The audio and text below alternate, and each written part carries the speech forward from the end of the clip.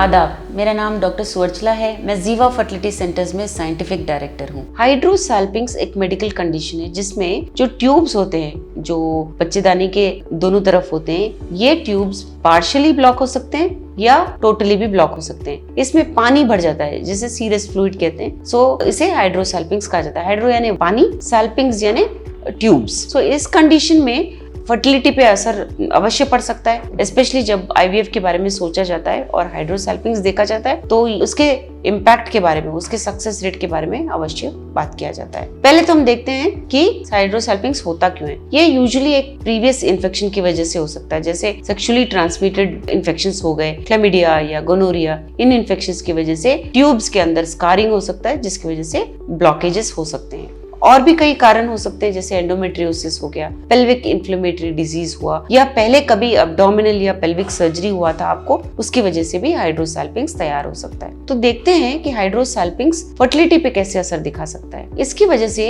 Tubes block हो सकते हैं। ये फ्लूइड जो होता है ट्यूब्स के अंदर, इसकी वजह से एग्स ओवरीज से पास नहीं हो पाते और नेचुरल प्रेगनेंसी में प्रॉब्लम हो सकता है। तो ट्यूबल ब्लॉकेज सबसे मेजर कॉम्प्लिकेशन है हाइड्रोसाल्पिंग्स का। नेक्स्ट है टॉक्सिक एनवायरनमेंट। जो फ्लूइड, जो पानी इस ब्लॉक ट्यूब के अंदर तैयार हो रहा है, ये एक बहुत पॉइजनस वातावरण क्रिएट कर रहा है जिसकी वजह से एम्ब्रियो जो तैयार होता है वो चिपक नहीं पाता, जिसके लिए हानिकारक हो सकता है और इसकी वजह से प्रेगनेंसी ना होने के चांसेस भी हो सकते हैं। एक्टोपिक प्रेगनेंसी के भी चांसेस ज्यादा होते हैं। हाइड्रोसाल्पिंग्स में एक्टोपिक प्रेगनेंसी बहुत ज्यादा देखा गया है। जो यूट्रस के बाहर प्रेगनेंसी होता है उसे एक्टोपिक कहा जाता है। स्पेशली फैलोपियन ट्यूब के अंदर अगर प्रेगनेंसी हो गया तो लाइफ थ्रेटनिंग भी हो सकता है। आइए देखते हैं आईवीएफ का क्या असर है हाइड्रोसाल्पिंग्स पे। आईवीएफ एक ऐसा ट्रीटमेंट है जो ट्यूब को बाईपास कर सकता है, यानी कि ट्यूब की आवश्यकता नहीं होती। ये नेचुरल ट्रांसपोर्ट जो होता है एग्स और स्पर्म्स का ट्यूब्स में,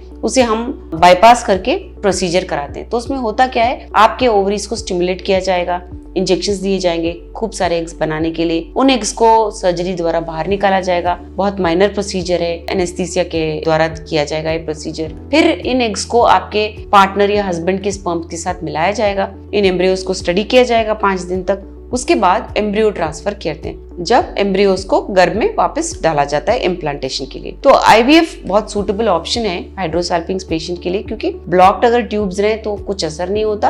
हम डायरेक्टली एग्स को बाहर निकाल के एम्ब्रियो को तैयार कर सकते हैं। लेकिन बहुत महत्वपूर्ण कंसिडरेशंस है, कुछ ऐसे इंपॉर्टेंट फैक्टर्स हैं जिनके बारे में हमें बात करना चाहिए। Fluid drainage. कभी कभी ये जो आईवीएफ के पहले एम्ब्रियो डाला जाता है उसके पहले इस फ्लूइड को निकाला जाता है जो ट्यूब्स को ब्लॉक कर रहा है, क्योंकि ये जो फ्लूइड है ये एम्ब्रियो के लिए अच्छा नहीं है। इस प्रोसीजर को ट्यूबल ऑक्लूजन या सैल्पिंगेक्टमी कहा जाता है। इस फ्लूइड को निकाल दिया जाता है, उसके बाद ही एम्ब्रियो ट्रांसफर किया जाता है, जिससे आपका सक्सेस रेट बढ़ सकता है, क्योंकि वहां पे जो पॉइजनस इफेक्ट है इस फ्लूइड का एम्ब्रियो पे वो कम हो गया है। अगला है इंक्रीज सक्सेस रेट। नाउ ये जो ड्रेनेज कर दिया गया है, ये जो हाइड्रोसाल्पिंग्स को निकाल दिया गया है, इससे आपका सक्सेस रेट इंप्रूव हो सकता है। ये इसलिए क्योंकि अगर हाइड्रोसाल्पिंग्स को हम ट्रीट ना करें तो इसका असर एम्ब्रियो पे पड़ सकता है, डेवलपमेंट पे, इम्प्लांटेशन पे।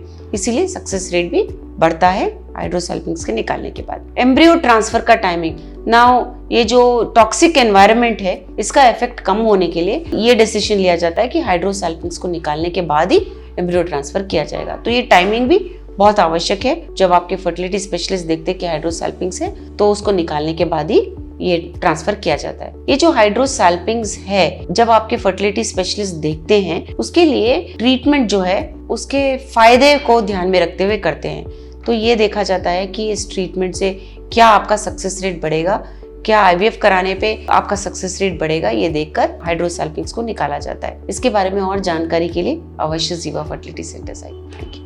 हमने इस वीडियो बनाने के लिए बहुत मुशक्कत की है। मेहरबानी करके हमें लाइक और सब्सक्राइब जरूर कीजिएगा। शुक्रिया।